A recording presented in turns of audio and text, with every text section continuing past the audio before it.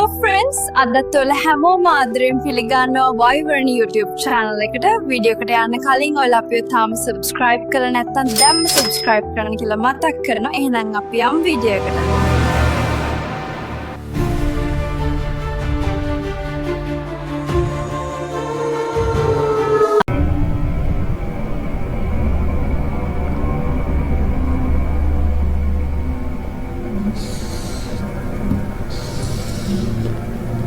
අපි කතා කරන්නේ චාලි කියන සෙල්ලම ගැන.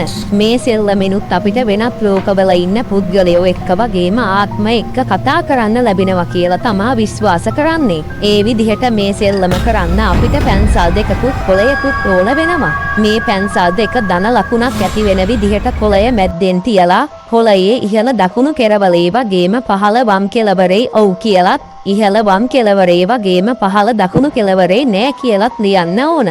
ඒ වගේම විශේෂයෙන්ම සෙල්ලම පටන් ගන්න කලින් මේ අවට ආත්මයක් ඉන්නවා නම් මේ සෙල්ලම කරන්න කැමතිද කියලා මුලින්ම අහලා ඉන්නත් ඕන.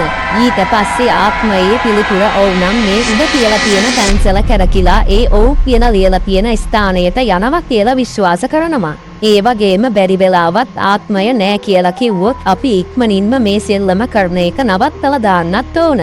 උත්තරය ඔව් කියලා කලින්ම කිව්වනම් අපිට සරලව ඔව් නෑ කියන උත්තර දෙන්න පුළුවන් ප්‍රශ්න මේ ආත්මයෙන් අහන්න හැකියාව තියෙනවා.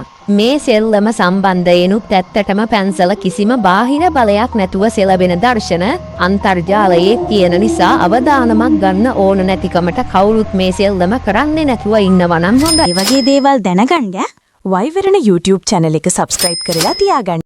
එහෙනම් තවත් වීඩියෝ එකකින් හමු වෙමු.